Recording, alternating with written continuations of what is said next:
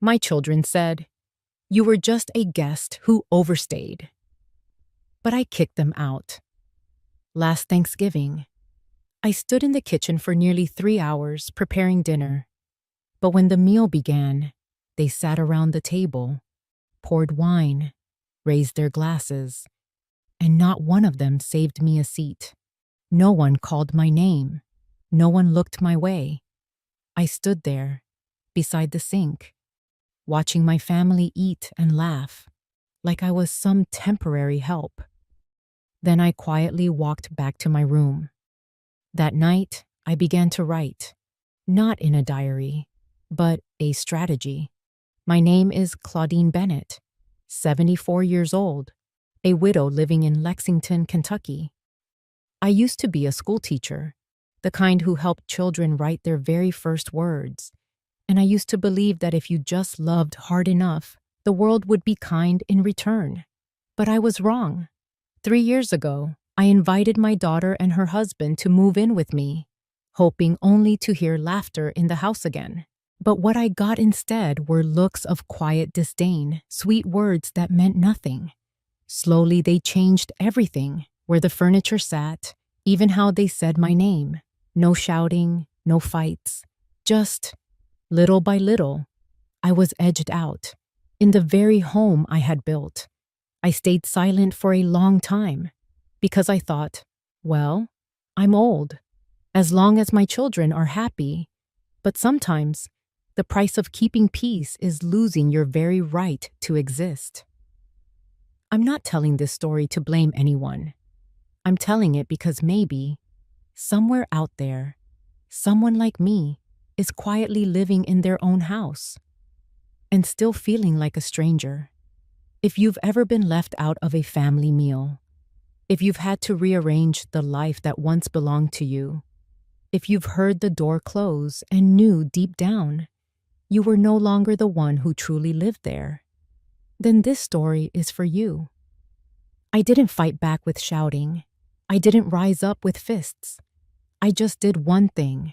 I reclaimed my name and my seat at the table. I never thought I'd have to ask permission to sit in my own chair, in the house that bears my name.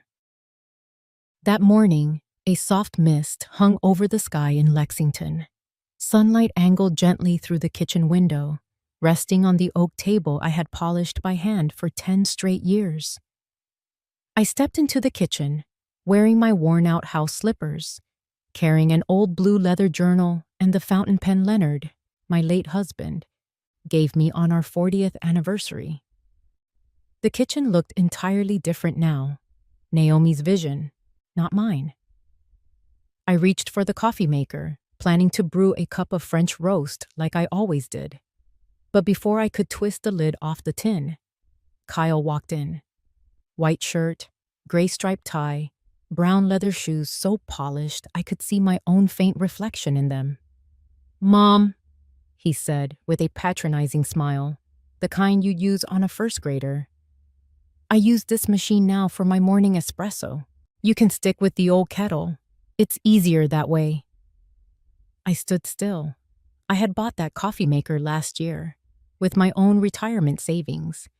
But I nodded, turned away, and reached for the small silver kettle from the lower shelf, the one Naomi must have intentionally moved down there. I said nothing. From the living room came the sound of Naomi tidying up. "Mom, those old paintings all over the walls, they make the place look gloomy," she called out. Not asking, just informing. "I'll put them away, swap in some modern prints, brighten things up a bit." Those were the paintings I made in the hardest days after Leonard passed. Each one, a piece of memory. By noon, I was sitting at the community library. Every Wednesday, Silver Circles met, a group of older women, each bringing a story, a homemade pastry, and a quiet ache. I brought pecan pie and a story, not about me, but about a woman who had lost her name. She, I began, running my fingers along the warm mug of tea, used to be a teacher, spent her life guiding children, raising her own. When she grew old, She moved in with her daughter for the sound of company, so she wouldn't feel too alone. But slowly, she realized her name had started to vanish. No one called her Claudine anymore. They called her Mom, Ma, or just the old lady in the kitchen. Darla looked at me, her gaze lingering a little longer than usual. Last year, her own son had thrown her out of the home she helped build. "Sounds familiar?" she said quietly. No one else chimed in. We were well acquainted with silence. That evening, when I returned home, the lights in the living room had changed. The warm glow I was used to had been replaced by harsh white LED bulbs, like something out of a dentist's office. Kyle was on the couch watching TV, feet up on Naomi's new glass coffee table. "Minimalist and modern," she had said. I walked past them quietly. A strong wave of perfume hit me. It made my nose sting. Naomi was trying a new scent. She said it suited active women in midlife. When I entered my room, I saw the bedspread had been changed. Old photographs, our wedding, me holding baby Naomi, had been neatly packed into a cardboard box on the chair. And that chair, my chair, had been shoved into the far corner, like it was just another obstacle in Naomi's new design plan. I picked up my journal and sat down. "I don't belong here," I wrote. "But I don't belong anywhere else. I've given up space. Now I'm giving up my right to exist." At dinner, Naomi was spooning vegetables onto her plate, speaking as casually as if she were discussing where to move the fridge.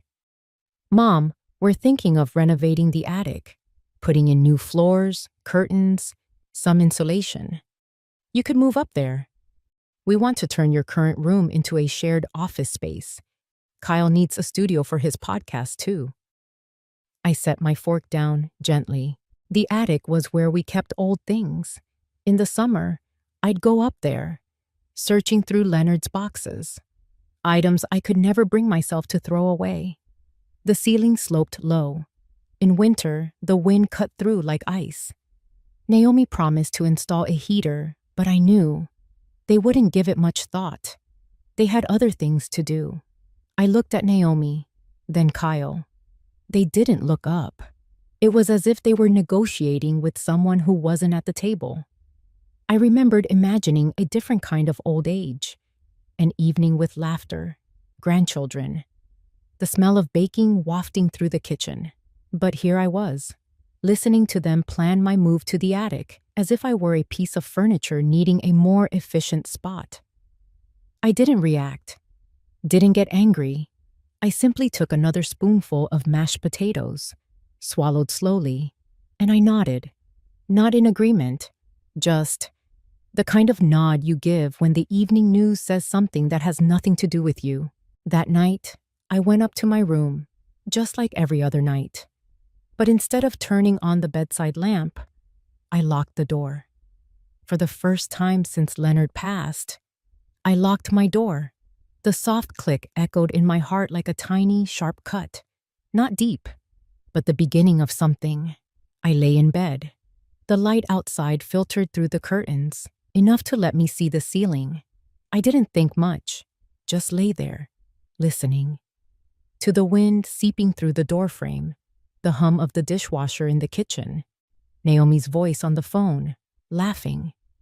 And I realized it had been a long time since I'd heard my own voice in this house. I stayed quiet.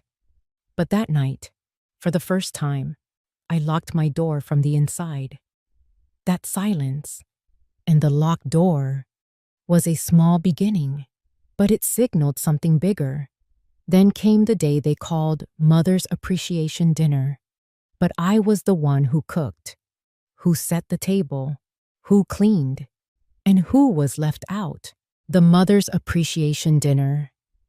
And yet, I was the one who cooked, who set the table, who washed every last dish, and the one who was quietly left out. I started at dawn, just as sunlight kissed the kitchen windowsill. Naomi said they were throwing a special dinner, to thank Mom for everything. It sounded sweet, like a lullaby. But I've lived long enough to know that when people emphasize special, it's often to mask something painfully ordinary, or worse. Naomi laid out the menu: kale salad, garlic butter mashed potatoes, red wine, and for the main course, honey roasted chicken. I nodded. That used to be Leonard's favorite.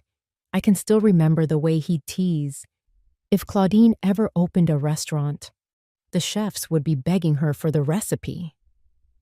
Leonard's been gone 7 years, but I still make that dish a few times a year, as a quiet reminder that someone once truly appreciated me. I stood in my once familiar kitchen, now redesigned entirely to their taste.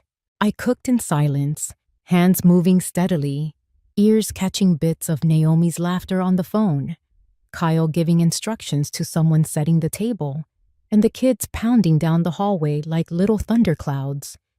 By evening, the house glowed like a stage. Spotlights, candles, soft music. Guests began arriving. Men in cashmere coats stepping out of Lexus sedans. Kyle called them partners. Naomi descended the stairs in a fitted silk dress, lips bright red. She kissed Kyle's cheek like she was in a perfume commercial. And I brought out the roasted chicken, arranged the potatoes, wiped the glassware one more time, then quietly stepped aside. Kyle raised his glass in the center of the living room, speaking loudly and clearly. "We're grateful to my mother-in-law for letting us live in this beautiful home. Thanks to her sacrifices, Naomi and I have been able to build a future." Applause followed. I stood just a few steps away, behind the half-open kitchen door. He didn't look at me, didn't say my name. Then Kyle continued, casually, "We're thinking of transferring the house title to my name. It's just a formality, but it'll help streamline things for a new business loan." Naomi beamed and nodded along. I stood there, gripping the stainless steel spoon I'd used to serve the sauce. The air smelled of honey, sharp and sweet. My hand trembled slightly, but I let no one see. I simply smiled. After the guests left, Naomi kicked off her heels and said, "Mom, tonight was perfect, wasn't it? Everyone loved the food." Kyle chimed in, "You're always the best chef in the house." I nodded. I didn't ask who'd washed the towering stack of dirty dishes in the sink. I didn't ask who had seated a stranger at the head of the table, Leonard's seat. I said nothing, just slipped away to my room, my steps light, as if afraid of disturbing even myself. I hadn't been sitting long when the phone rang. Unknown number. I almost didn't answer, but something in me wanted to hear a voice that didn't belong to this house. "Hello? Claudine?" It was Darla. Darla from the Silver Circles. She once shared how silence had cost her a home. I didn't know why she was calling, but her voice was warm, unhurried. "I just wanted to ask, are you okay today?" Her tone was soft, but it cut straight through. I hesitated. There was a dinner, an appreciation. "Did you cook?" she asked. I let out a small laugh. "And did the dishes too." Darla was quiet for a moment. Then she sighed. "Just because we smile doesn't mean it doesn't hurt. Some of us lose everything because we stayed quiet for too long." I said nothing, but after we hung up, I opened the drawer and pulled out Leonard's old letters. Among them was a business card. The ink had faded at the corners, but the name was still clear. Gerald Beckman, Escar, Leonard's attorney for over 20 years. When Leonard passed, Gerald had helped me with everything: assets, insurance, his final wishes. I once thought Gerald was the end of an old chapter, but now, perhaps he was the beginning of a new one. That night, I wrote a letter, not an email, not a text, a real letter. I still had the textured stationery Leonard used in his study. The fountain pen glided like it always had. My hand was steady. strangely so. Dear Mr. Beckman, I write this from the silence of a house that no longer feels like mine, though my name is still on the deed. I need your help to understand what's happening to the thing I've spent my life protecting.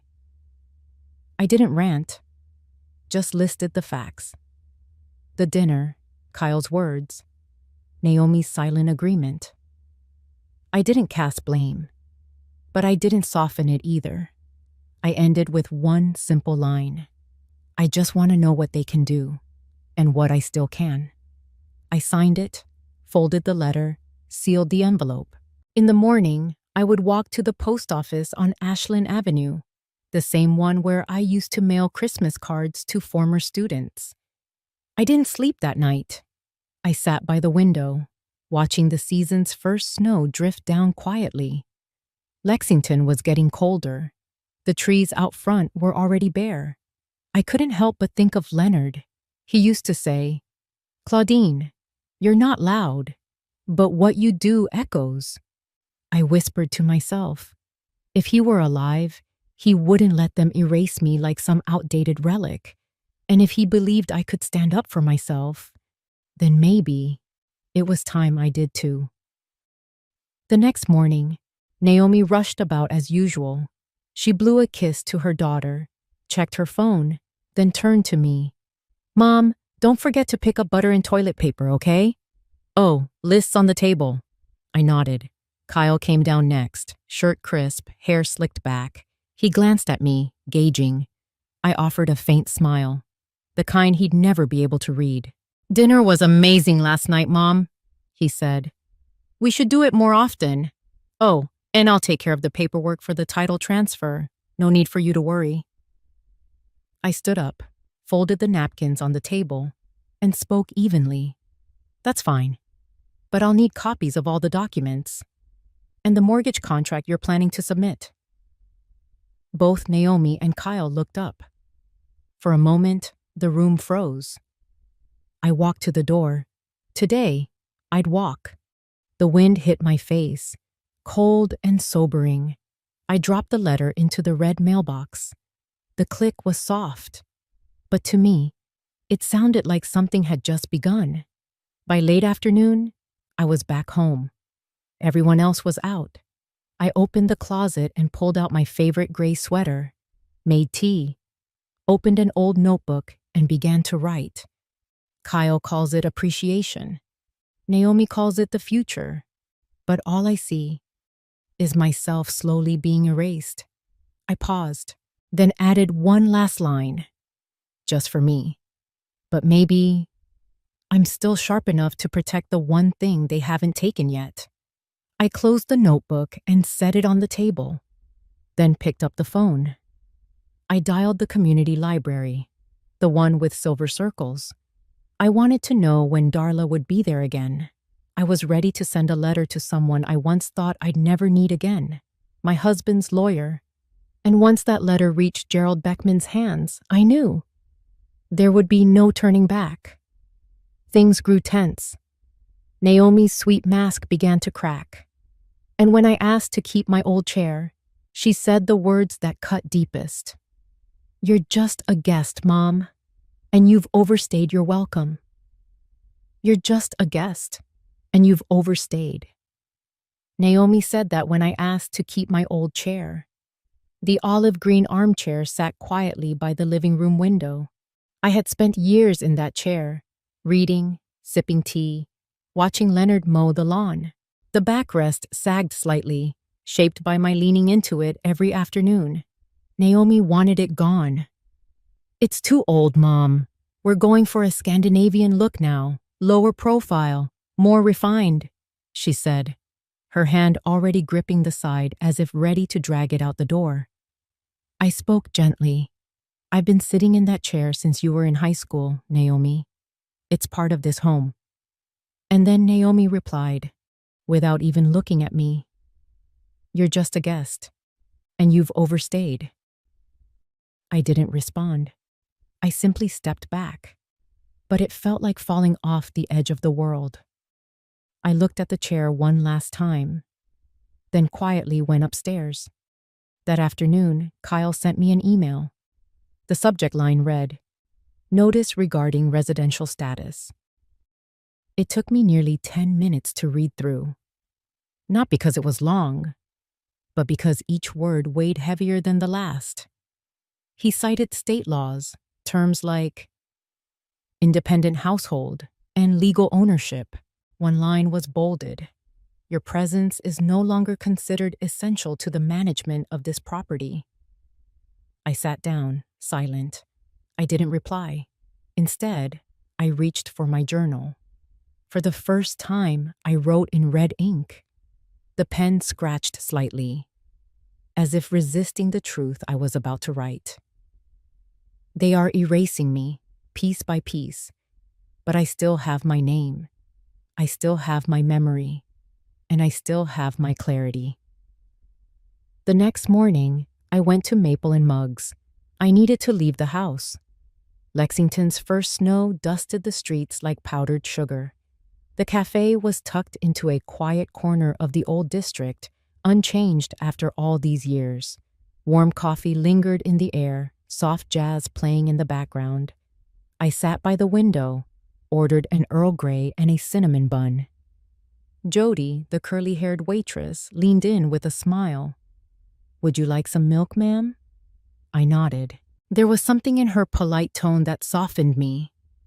Perhaps because it had been so long since anyone addressed me with simple respect. Darla arrived a bit later, thin frame, a light faux fur coat, and a green wool scarf. She sat down without asking. We didn't speak right away. She simply looked at me, then pulled a photo from her bag. A small house, an overgrown front yard. "My home, used to be," she said. Then she told me how her daughter, under the guise of helping with finances, took control and pushed her out. I slept in my car for 3 months. Then I woke up. Now I rent a little place.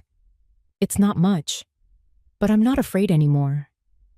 I asked, "What was the first thing you did when you realized?"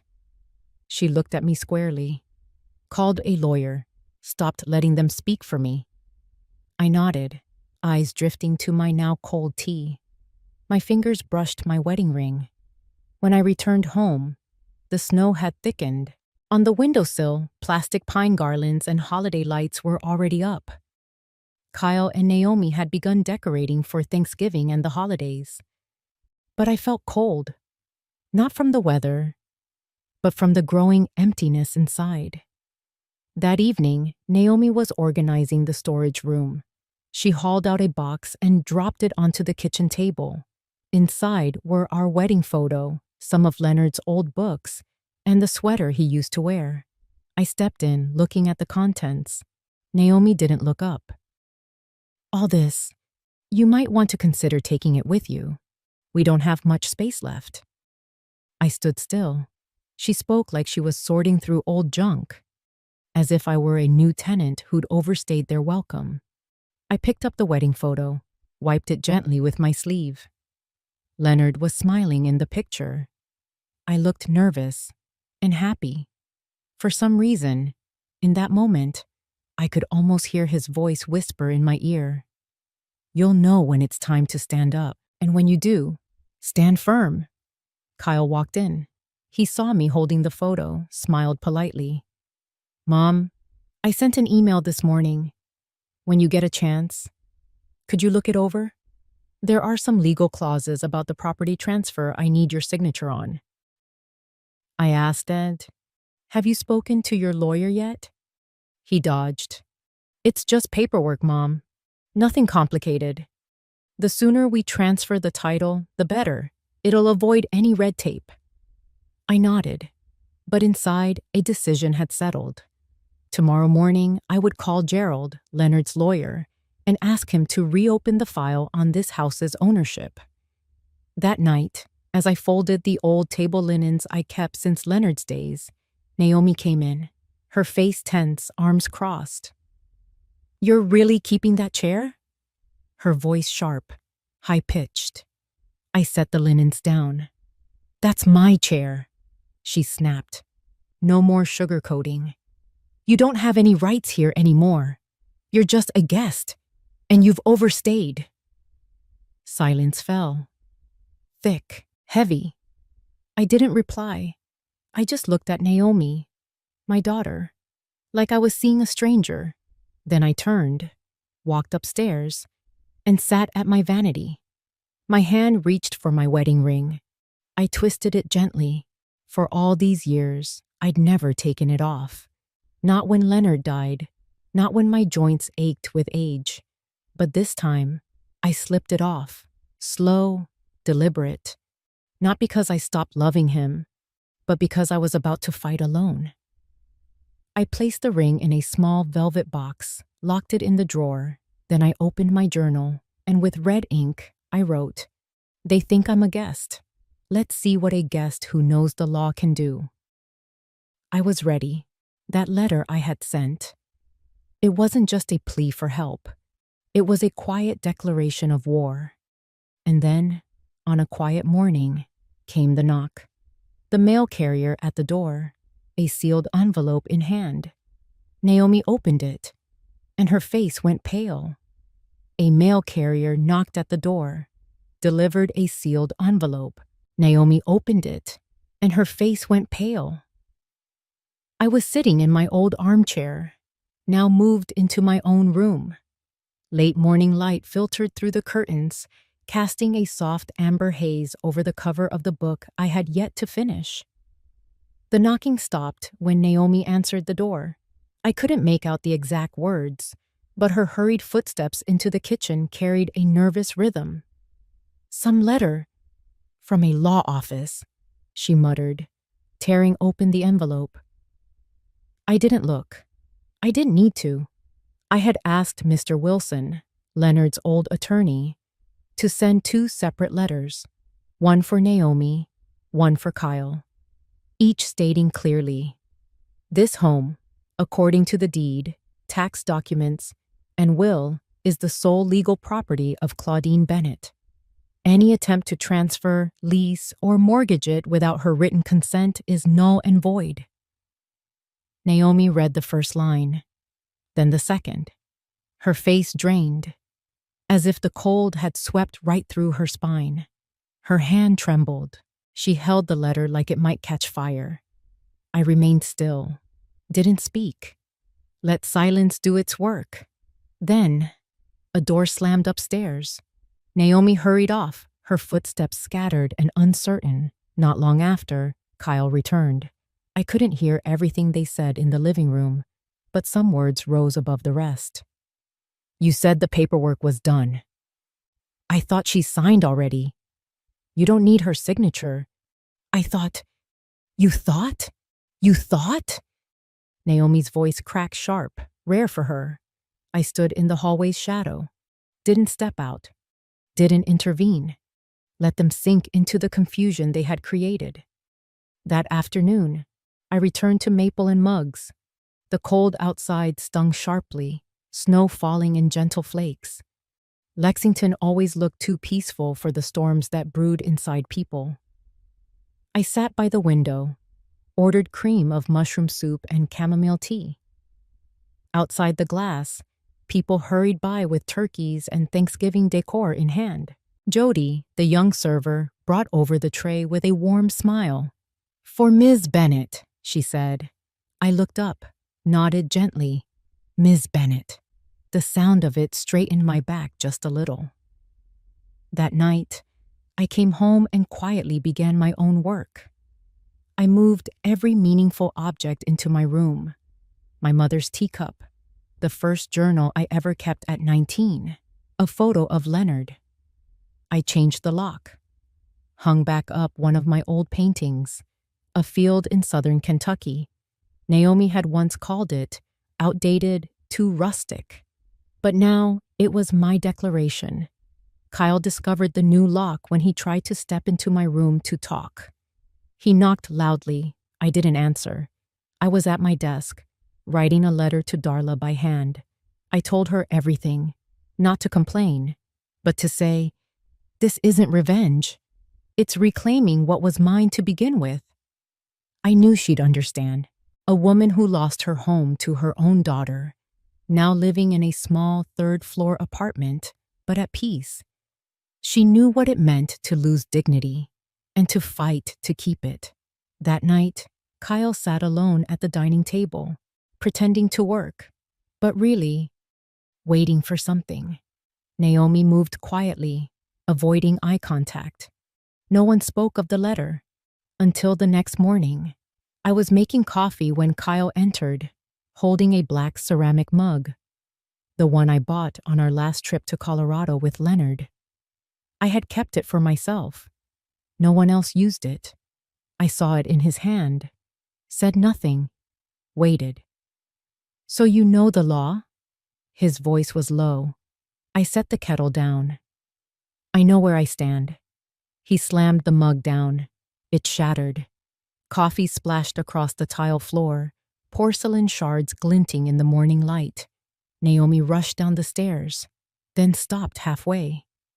"You want to play this legal game?" Kyle shouted, eyes wild. "I'll show you what the law really is." I didn't flinch, just stood there, looking at him. This man who once smiled sweetly at me said, "Don't worry, Mom," and slowly carved out space in my home for himself, now revealing his true face. And I felt calm, because I had expected this. I grabbed a cloth, wiped the coffee from the cabinet, then turned, met his eyes, and smiled. "This house, Kyle," I said slowly, clearly. "I'm not the guest. You never were the owner." After those words, tension hung in the air like a violin string pulled tight, ready to snap. Then Thanksgiving came again, bringing with it the ghosts of last year. They set the table, lit the candles, poured the red wine. I walked into the dining room, wearing my favorite cardigan. And with just one glance, I understood. This time, it didn't matter which chair I chose, because I had already reclaimed my place. On Thanksgiving Day, the table was perfectly set, candles glowing, red wine poured, the air heavy with holiday warmth. I walked into the dining room, wearing my favorite cardigan. And with just one glance from them, I understood. This time, where I sat didn't matter anymore. That morning, the smell of roasted turkey mixed with cinnamon from the pumpkin pie filled the kitchen. Naomi was slicing melon in a deep red velvet dress, her makeup carefully done.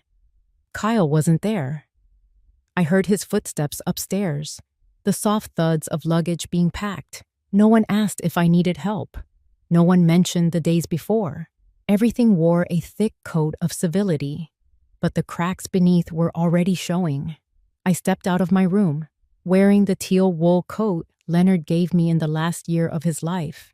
Hair neatly tied, pearl earrings my mother left behind. Not for anyone, just because I chose to. I sat at the head of the table. Naomi turned, paused for a second. She seemed ready to speak, then said nothing, just topped off Kyle's glass. When Kyle came downstairs and saw me at the head, he said nothing, a quick glance. Then he took the seat to my left, far enough to signal distance, not respect. "I made the pumpkin dish like you used to," Naomi said, voice overly gentle. I nodded, didn't speak, didn't correct her, didn't compliment. That dish. I used to make it for Leonard, but no one had asked for the recipe this year. They had copied the shape, hoping to capture the spirit they had long lost. We started eating. No prayer, no holding hands, no sharing 3 things we were grateful for, like we used to. Only forks tapping plates and the low hum of the fireplace. Kyle raised his glass, turned toward me. "Thanks, Mom, for letting us host Thanksgiving here." I looked up, met his eyes. "I don't drink with people who treat me like a stranger." His glass froze in midair, then lowered. Naomi swallowed hard. No one said another word. I looked down at my plate, then out the window. Snow was falling heavier now, Each flake was a moment I had kept inside. When I was pushed from the kitchen, when my paintings were taken down, when I heard, "You're just a guest." I had held them all in long enough. I set my utensils down, meal unfinished. No excuse, no explanation. I stood, turned, and walked toward the stairs. The same steps I had climbed for years after long dinners, always yielding space and voice to the younger ones. "Mom," Naomi called softly. I didn't stop, didn't look back. I heard a chair move, then light footsteps on the stairs. Naomi stood at my door. "Mom, can we talk for a moment?" I looked at the door, opened it, slowly, said nothing. "You don't have to make this so dramatic. It's Thanksgiving." I stood in the doorway, hand still on the knob. "Daughter," I said, not cold, not harsh, just like someone who had stopped trying. "I'll give you both time to leave my house before Christmas." Naomi stood there, silent. Maybe it was shock, maybe shame, maybe both. I closed the door, didn't lock it. I walked to the desk, pulled out my leather notebook, and started a list. Rooms to repair, curtains to replace, the garden I wanted to replant in spring, not to drive them out, but so I could truly live again in my own home. Next to the teapot sat a small card, a handwritten note from Maple and Muggs. Jody must have left it earlier that morning. Neatly written, "If you'd like some light weekend work, Maple always has a place. And my mom asked if you'd like to come for dinner sometime." I held the card, smiled. Not because I needed the job, not because I was hungry, but because I could see clearly now. A person's worth is never measured by the seat they're pushed from, but by the courage it takes to stand.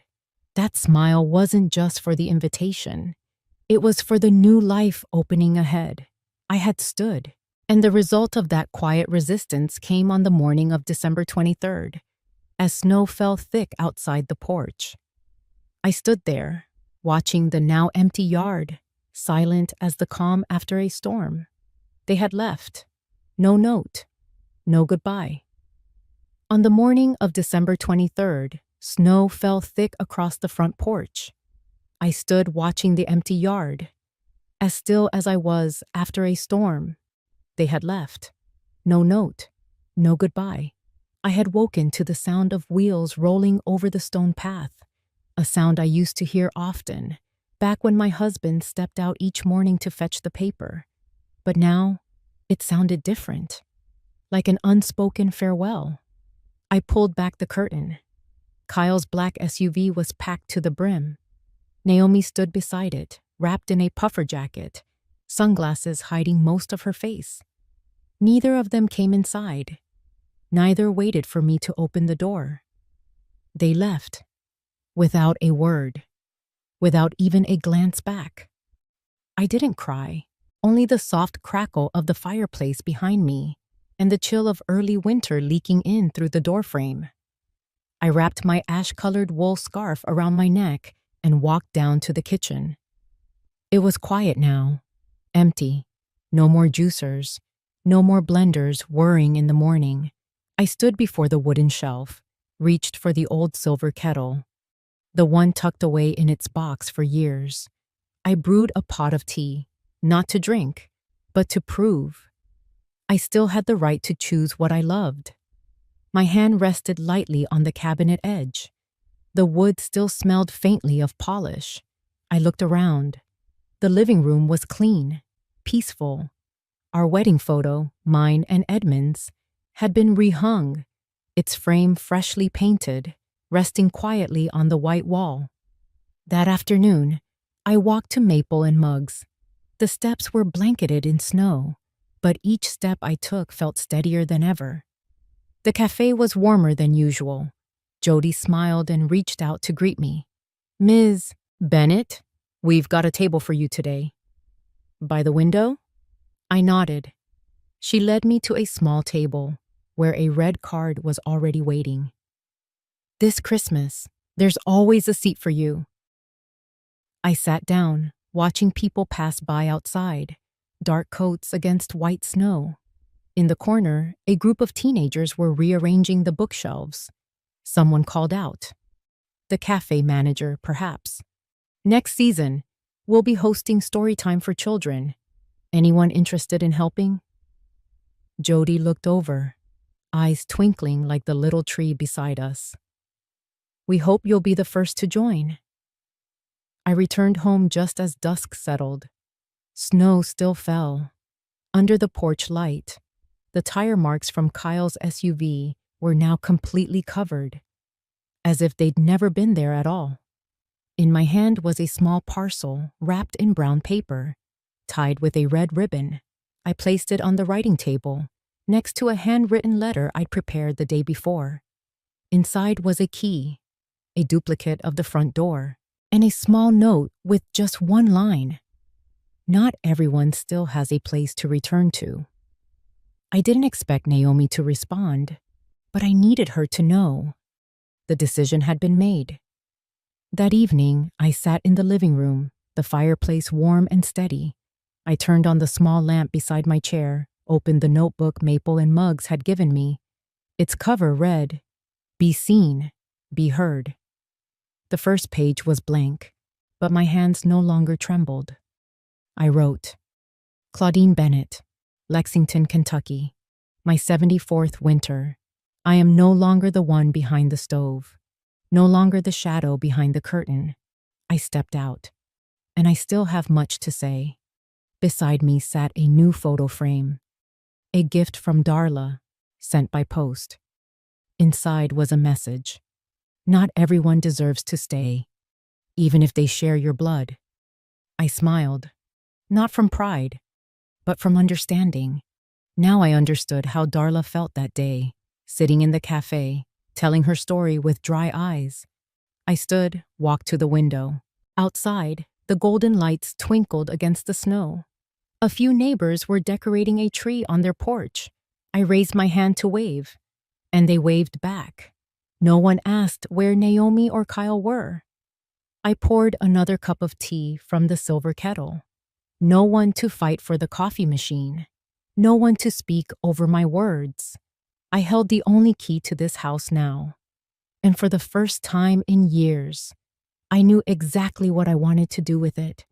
I had once been a mother willing to share even her sleep, but now I chose to keep this home and fully keep myself. I had reclaimed my home, and more importantly, I had reclaimed myself. After December 23rd, this house became more than just a place. It became a breath, my breath, the quiet rhythm of peace, finally returning.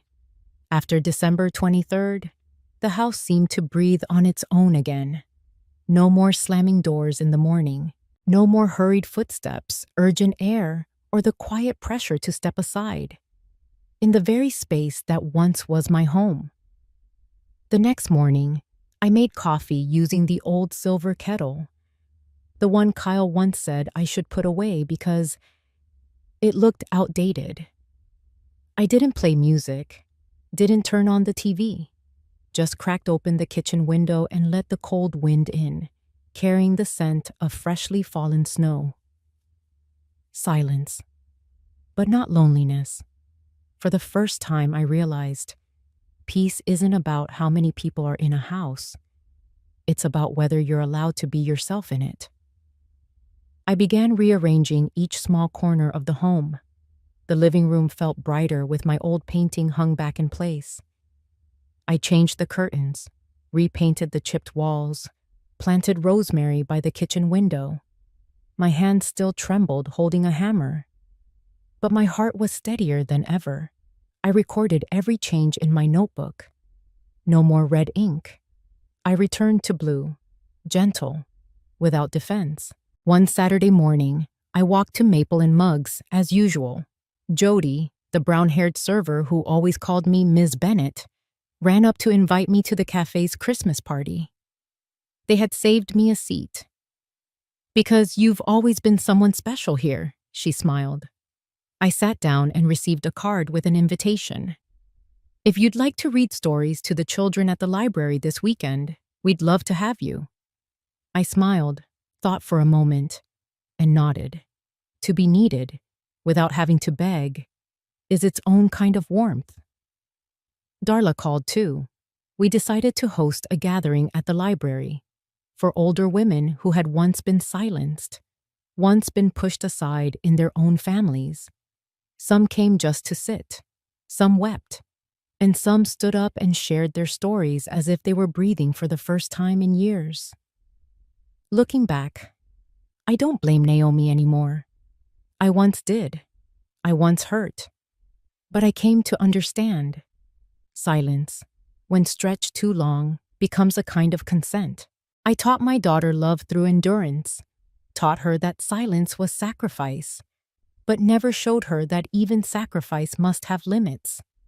And Kyle, I never saw him as family, yet I let him define what it meant to own a home. The fault wasn't theirs alone. It was mine too, for believing that love alone would be enough. There are mothers who give their whole lives, only to find, once their hands are empty, that no one remembers the warmth they once offered. I used to think I was strong because I could endure, because I gave way, because I stayed silent. But true strength came when I stood up and reclaimed my place. Awakening wasn't about revenge. It was about refusing to be dismissed. I still keep the old house key in a small box, alongside the letter I sent Naomi. Not bitter, not biting, just one line. I still love you, but I need to learn how to love myself first. It wasn't a closed door, just a threshold, one I would not step backward through again. One early morning in the new year, I sat in the armchair by the window, a cup of Earl Grey in my hand, soft light falling across the freshly polished floor. Outside, the snow had begun to melt, revealing dull patches of brown grass. I opened a new notebook and wrote the first sentence of my memoir. Hold on to a seat for yourself, even if it's only in the house you built with a lifetime. And I smiled, not because I'd won, but because I was still here, whole.